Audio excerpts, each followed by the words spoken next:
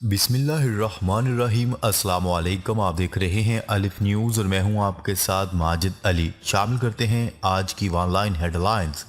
रूस और अमेरिका के दरमियान जौहरी मुज़ाकरात मुलतवी। रूस और अमेरिका के दरमियान जौहरी असला के हवाले से रवां हफ्ते मिस्र में होने वाले मुज़ाकरात मुलतवी कर दिए गए। गैर मुल्की मीडिया की रिपोर्ट के मुताबिक रूस की वजारत खारजा और अमरीकी सफारत खाने ने अलग अलग बयान में इन मुज़ाकरात के मुलतवी होने की इतला दी। अमरीकी वजारत ने कहा कि काहिरा में अमरीका रूस न्यू स्टार्ट मुआहदे के तहत दो तरफा मशावरती कमीशन का पहले से तयशुदा इजलास मुलतवी कर दिया गया। रूस के नायब वजीर खारजा ने कहा कि इस वक्त अमेरिका और रूस के दरमियान सर्द जंग के बाद से दो तरफा ताल्लुकात अपनी कम तरीन सतह पर हैं। अमेरिका चीन के तेजी से बढ़ते हुए जौहरी हथियारों से परेशान।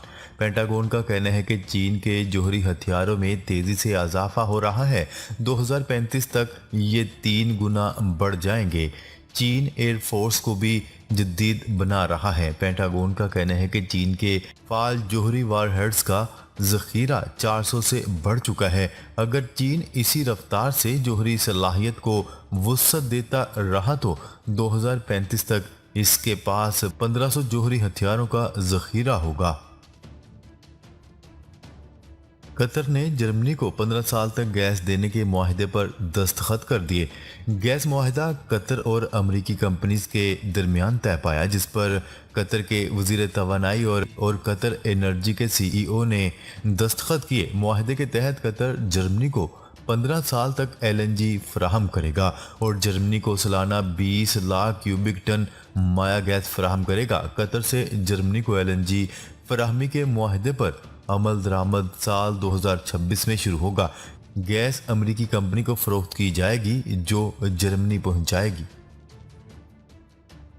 बरतानिया में सबसे तेज़ी से फैलने वाला मज़हब इस्लाम है। मरदमशुमारी रिपोर्ट सामने आ गई। बरतानिया में 2021 में की गई मरदमशुमारी में सबसे तेज़ी से मकबूल होने वाला मज़हब इस्लाम है, जबकि 13% कमी के बाद ईसाई पहली बार मुल्क की निसफ आबादी से कम रह गए। आलमी खबरसां इदारे की रिपोर्ट के मुताबिक बरतानिया के अदारा बराए कौमी शुमारियात ने मुल्क भर में 2021 की गई मरदमशुमारी के आदाद शुमार जारी कर दिए, जिसमें दिलचस्प और हैरानकुन इंकशाफात हुए हैं। मगरबी ममालिक के अस्करी इत्तेहाद नेटो के सेक्रेटरी जनरल जेंस स्टोल्टनबर्ग ने इस अज़म का इजहार किया है कि यूक्रेन एक न एक दिन नेटो का रुकन बन जाएगा। आलमी खबरसां इदारे की रिपोर्ट के मुताबिक रोमानिया में होने वाले नेटो के 2 रोज़ा इजलास का आगाज हो गया, जिसमें रूस और यूक्रेन की जंग के हवाले से अहम फैसलों का इम्कान है। तालिबान अबूरी हुकूमत ने हामिद करजई के बैरून मुल्क जाने पर पाबंदी ख़त्म कर दी।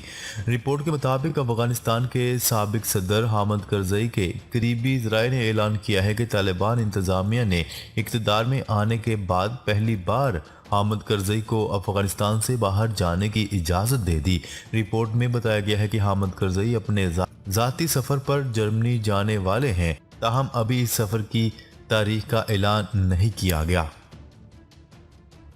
चीन ने नया रिमोट सेंसिंग सैटेलाइट खला में रवाना कर दिया। चीन ने जनूब मगरबी सूबे सिचुआन के शीचियांग सैटेलाइट लॉन्च सेंटर से एक नया रिमोट सेंसिंग सैटेलाइट कामयाबी के साथ खला में भेज दिया है। याओगान 36 सैटेलाइट को एतवार की रात 8:23 पर लॉन्ग मार्च 2D कैरियर रॉकेट के जरिए रवाना किया गया, जो कामयाबी से अपने मुकर्रा मदार में दाखिल हो गया।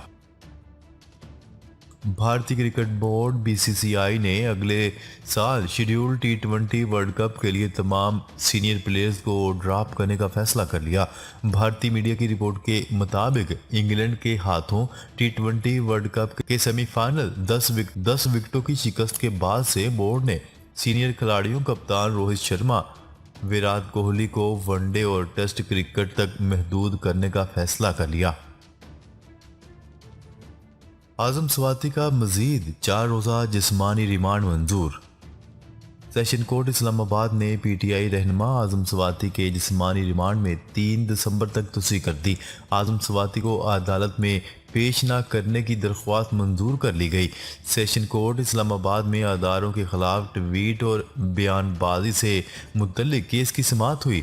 FIA के वकील ने इस्तदा की कि FIA को मजीद 6 दिन रिमांड दिया जाए। वकील FIA ने बताया कि मोबाइल और ट्विटर अकाउंट के हवाले से अभी मजीद तफ्तीश करनी है, जिसके लिए जिस्मानी रिमांड की ज़रूरत है। अदालत ने आजम सवाती का मजीद 4 रोज़ा जिस्मानी रिमांड मंजूर कर लिया। शहजादा मोहम्मद बिन सलमान का दारुल हुकूमत रियाज में नया एयरपोर्ट बनाने का ऐलान। सऊदी वलीअहद शहजादा मोहम्मद बिन सलमान ने दारुल हुकूमत रियाज में नया एयरपोर्ट बनाने का ऐलान कर दिया। नया शाह सलमान इंटरनेशनल एयरपोर्ट 2020 तक 12 करोड़ मुसाफिरों को सर्विस फराहम करेगा। सऊदी प्रेस एजेंसी की रिपोर्ट के मुताबिक नए और जदीद एयरपोर्ट के जरिए रियाज शहर की बतौर सियाहत, ट्रांसपोर्ट और आलमी लॉजिस्टिक के मरकज़ के तौर पर पोजीशन मज़ीद मुस्तहकम होगी। ये दुनिया के सबसे बड़े एयरपोर्ट में से एक होगा। कालादम तहरीक तालिबान पाकिस्तान का हुकूमत से जंगबंदी ख़त्म करने का ऐलान। तहरीक तालिबान पाकिस्तान ने हुकूमत के साथ जंगबंदी ख़त्म करने का ऐलान करते हुए जंगजुओं को मुल्क भर में हमलों का हुक्म दे दिया। गैर मुल्की खबरसा एजेंसी ने दावा किया है कि कालादम तहरीक तालिबान पाकिस्तान ने हुकूमत पाकिस्तान के साथ तय पाने वाली जंगबंदी ख़त्म कर दी है, जबकि कालादम TTP का कहना है कि मुख्तलिफ इलाकों में जंगजुओं के खिलाफ फौजी कार्रवाइयाँ जारी हैं, लिहाजा जंगजुओं के लिए नागुज़ीर हो गया है कि वो पूरे मुल्क में जहाँ कहीं भी हो सके हमले करें।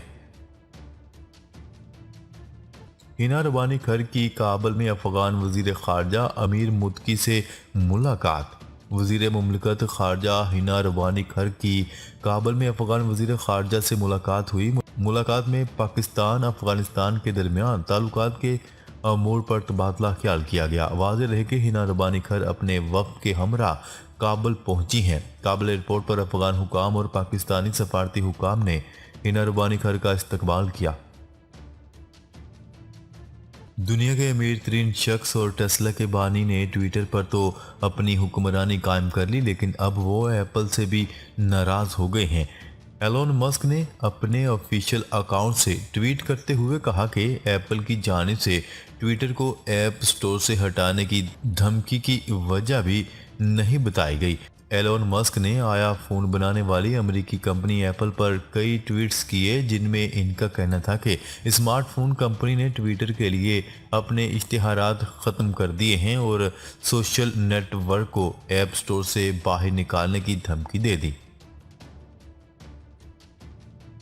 मीडिया और सियासी तोपों का रुख डोनाल्ड ट्रंप की तरफ। जो बाइडन को रिलीफ मिल जाएगा या नहीं, ऐसे वक्त में जबकि अमेरिकी सदर जो बाइडन नाकदीन, मुबसरीन और ज़राए अबलाग की जानिब से की जाने वाली शदीद तनकीद का सामना कर रहे थे और सियासी एतबार से सख्त दबाव का शिकार थे, अचानक साबिक अमेरिकी सदर डोनाल्ड ट्रंप ने सारी तोपों का रुख अपनी जानिब कर लिया। सियासी हरीफ पर अचानक शुरू होने वाली सियासी गोलाबारी को देखकर अमेरिकी सदर की सरकारी रहायशगाह व्हाइट हाउस के तर्जुमान ने भी मौका से फ़ायदा उठाते हुए डोनाल्ड ट्रंप को सख्त तनकीद का निशाना बना डाला। नैब ने वज़ीर आज़म के खिलाफ इंक्वायरियां बंद करने की मंजूरी दे दी। कौमी एहतसाब ब्यूरो नैब ने वज़ीर आज़म शहबाज शरीफ के खिलाफ 2 मुकदमात की इंक्वायरियां बंद करने की मंजूरी दे दी। ज़राए के मुताबिक नैब ने बहावलपुर में 14,400 कनाल सरकारी अराजी मुंतकली पर इंक्वायरियां शुरू कर रखी थीं। नैब मुल्तान ने शहबाज शरीफ को सवालनामा और तलबी के नोटिस भिजवाए थे। 3 साल के दौरान तहकीकात के बावजूद करप्शन के सबूत नहीं मिले, जिसके बाद इंक्वायरियां बंद करने की मंजूरी दे दी गई। नाजरीन, अब तक के लिए इतना ही। मज़ीद खबरें लेकर बहुत जल्द आपकी खिदमत में हाजिर होंगे। तब तक के लिए अपना ख्याल रखिएगा। अल्लाह निगहबान।